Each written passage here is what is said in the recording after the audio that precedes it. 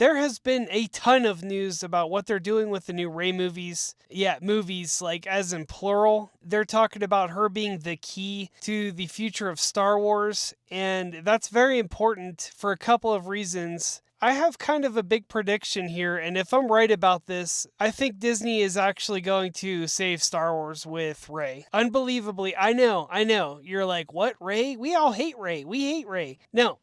Listen, Rey is going to play a big part in the future of Star Wars. I know that they just came out and said she's going to be the new Obi-Wan and pass Star Wars along to new characters, but I don't think that's necessarily true. Here's my theory, and if it's true, it's going to be the biggest thing for Star Wars since we were introduced to freaking Baby Yoda. I think they're gonna send Rey to the world between worlds. Now, if you don't know what the world between worlds is, well, it's in Star Wars Rebels, really where it first appeared. Ezra Bridger went to the world between worlds. Ahsoka went there too in the TV show Ahsoka. It's basically just like stepping into an infinity of space with a bunch of like bridges and different portals, and you can look and see different things that are happening in the galaxy all at once. It's kind of like the end of Interstellar, but more easily understandable. Kind of like Rick and Morty, with the portal gun, except time. And it's all in the Star Wars galaxy. Why am I saying they're going to send Rey to the world between worlds? Well, all this news that has come out about the Rey movies, I'm going to read you a quick excerpt of this article. It just came out. Everybody's talking about it. It's in the Hollywood Reporter. There's a couple quotes from insiders.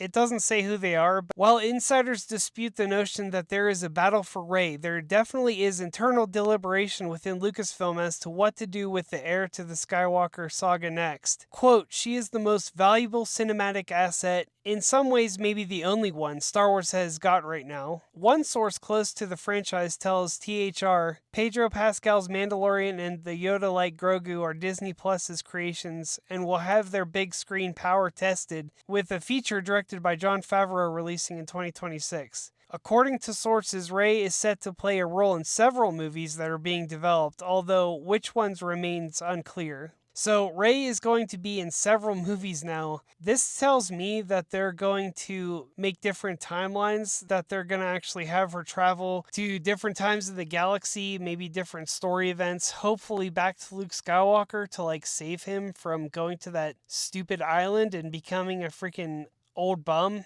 that drinks like alien milk and swings on sticks. I think that that's what they're gonna do. I just spoke to someone on Twitter today and they were telling me that they think Disney thinks that there's nothing wrong with the sequel trilogy. Here's the thing, the Lego Star Wars movie that just came out. In that movie, they made a joke about Luke Skywalker. Like, Mark Hamill actually made the joke in the movie about his character, oh, I'm old and sad now. Like, it was in the first episode. I'll have to find it. But yeah, he makes a joke about that. They know.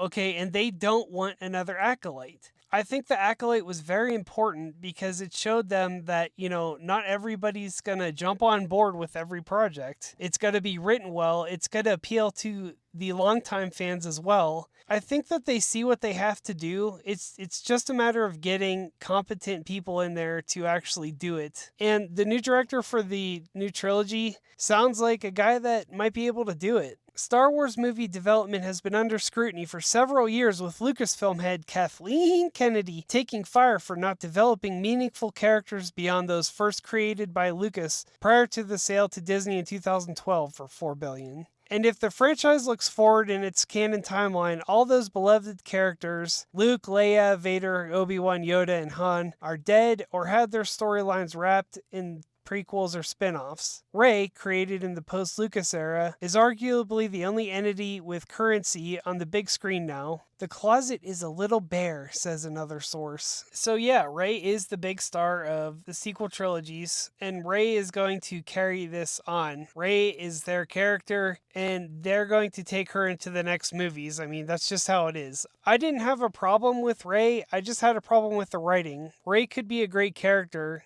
if she was written well and if they explain a lot more about it. Now, the other reason that I say that she's going to go to the world between worlds is that I believe that she was already there. Or they could go back and say, yeah, that was the world between worlds. It was the scene in The Last Jedi where she was in that mirror cave or whatever that was. and she was like snapping her fingers and seeing like infinite numbers of herself and in mirrors. It was really weird, right? And it was like artsy, or it was left up to our interpretation of what that cave meant. It was supposed to be like Luke Skywalker's dark side tree. That scene could be interpreted as, yeah, she kind of started to go in the world between worlds. I mean, it looks like the world between worlds. It could be. I think that that's also a perfect way to retcon that as well.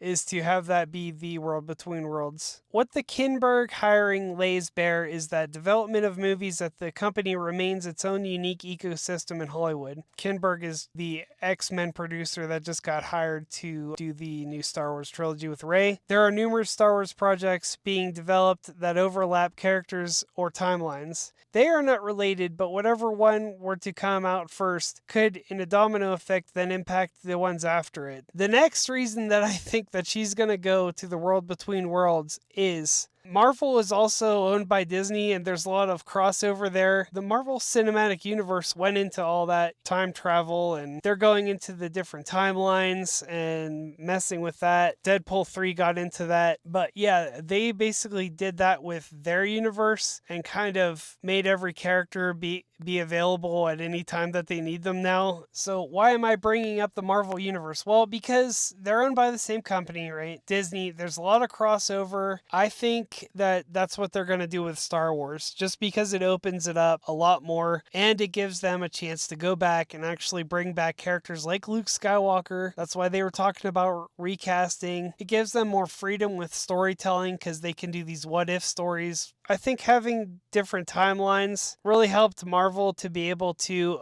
open up and tell different stories as well. They saw that that was the answer with Marvel, so they're going to bring that to Star Wars. And the way to do that is the world between worlds. They called Rey the key. What do keys do? They open doors, and there's a bunch of doors to be open in the world between worlds. They can go back and fix things. Disney already fixed stuff from The Last Jedi. J.J. Abrams went back and made Luke like a happy Force ghost, you know what I mean? And he like took the lightsaber instead of throwing it. He had Luke say the line, "A Jedi's weapons to be respected," or something. They've already shown that they'll go back and fix things that the fans don't like. Some Lucasfilm directors are aware of what others are working on while others are not. For instance, Taika Waititi is working on a Star Wars movie. Sean Levy has a feature project in the works, and Donald Glover's Lando idea has moved over to development from the TV to the film side of Lucasfilm. A Rogue Squadron project is also still in development as a feature. I didn't know that those were even in development anymore. It's been like years since they were announced, and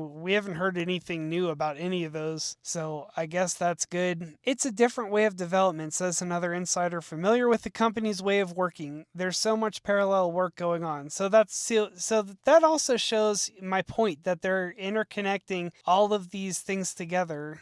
And why wouldn't Rey in the world between worlds connect all those? It also points to the unique nature of Star Wars. To fans, and in this case filmmakers and producers, it is not a brand or a franchise, but something akin to a religion. I believe in God. Okay, I believe in Jesus Christ. I don't believe in Star Wars as a religion, but I can see why they would say that, because us Star Wars fans feel very, very strongly about this franchise. Unlike Marvel or DC with decades of stories propelling them forward, or even Harry Potter with 7 fleshed out books, Star Wars at its core has been the original George Lucas movies, and nothing has been codified or been made more canonical in modern times than those 3 movies. To filmmakers and executives, the first trilogy is the Old Testament. Quote, "You're being asked to create a New Testament," adds one source who also worked on the previous movies. Another thing that proves my point, they're going to try to go back and fix it. This insider, whoever it is, said, "You're being asked to create a New Testament." So if the sequel trilogy was the New Testament, they're saying a New Testament. So I don't know, man. I have a feeling that they're just going to restart it or fix it somehow. I don't think they even know yet, but quote, "And no one can agree on anything, and there's lots of second guessing about meanings. Nobody seems to be in creative charge there over there. At least they're trying, they're scrambling around and trying. Unlike some of the projects that we've gotten out of them has just been lazy, it seems like." Another source familiar with the process is more business-minded, noting, quote, "Star Wars is a nostalgia-based enterprise, and they are running out of ways to create nostalgia." I hope that person's not too high up, because you shouldn't just be thinking nostalgia whenever you're making Star Wars projects. You should be thinking story and quality, making the fans happy by giving us something great. Thanks for watching. Don't forget to subscribe, and I will see you next time.